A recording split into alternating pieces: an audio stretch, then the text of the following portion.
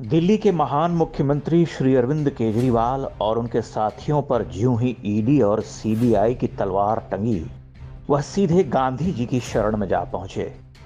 आपको ध्यान होगा कि बीते दिनों वह ईमानदारी का सुपर ड्रामा खेलने के लिए राजघाट गए थे।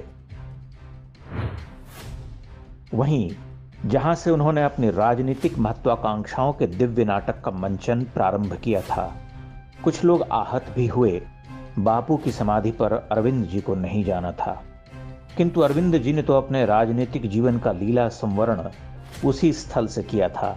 भला लोग इस प्रश्न पर विचार क्यों नहीं करते कि अरविंद केजरीवाल ने गांधी की आड़ में ही सारा खेल क्यों शुरू किया, और गांधी के महान शिष्य श्री अन्ना हजारे ने इन 8-9 वर्षों में अरविंद जी के अनगिनत झूठ, मक्कारियों और निर्लज्ज प्रलापों पर उन्हें धिक्कारना जरूरी क्यों नहीं समझा।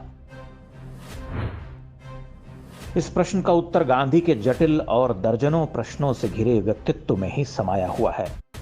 भला गांधी ही बार बार मोहरा क्यों बनते रहे? गांधी के नाम पर ही कांग्रेस ने इस देश को दशकों तक मूर्ख क्यों बनाया? भला गांधी के व्यक्तित्व में वह कौन सा सहज छद्मावरण है जिसके पीछे लोगों को मूर्ख बनाना आसान होता है? गांधी ही यह स्कोप किसी राजनीतिक दल को क्यों देते हैं कि कोई भी महामक्कार सत्य, अहिंसा और मानवतावाद के नाम पर लोगों को ठगने का प्रयास करता है? गांधी इतनी सरलता से प्राप्य और आखेट्य क्यों है?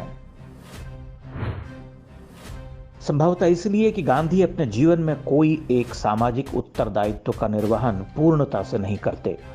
सब कुछ उनके दुराग्रही अहंकार तले नष्ट भ्रष्ट होता रहा, आधा अधूरा समाप्त होता रहा। वह इतने बड़े नेता हुए, लेकिन उनके अधिकार में कुछ न रहा।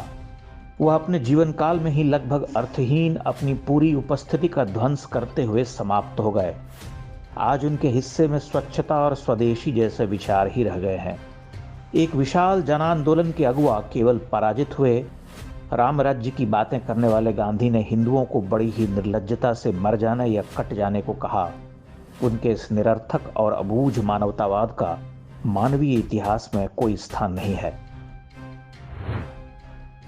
गांधी ने अपने राजनीतिक विरोधियों का कभी सम्मान नहीं किया। पटेल से लेकर सुभाष चंद्र बोस, भगत सिंह सब इस बात के ज्वलंत उदाहरण हैं।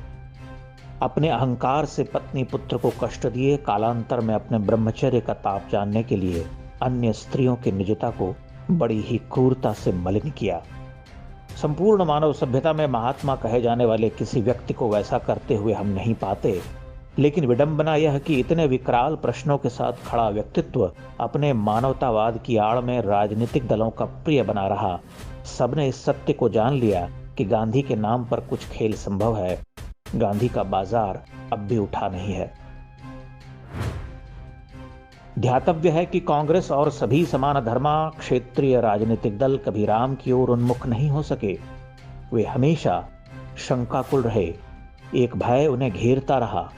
उन्होंने राम में सांप्रदायिकता देखी।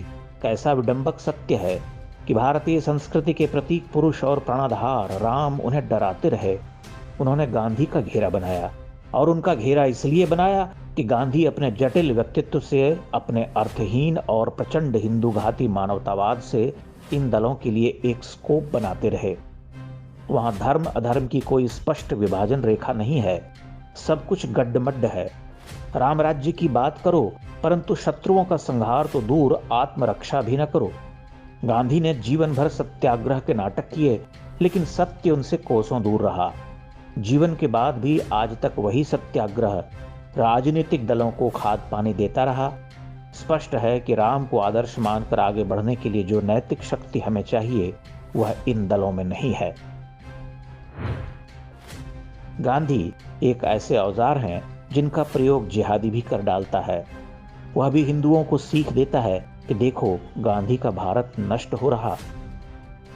मानो 10,000 वर्ष पुरानी इस जीवंत सभ्यता में आदर्श पुरुषों का अकाल पड़ गया हो।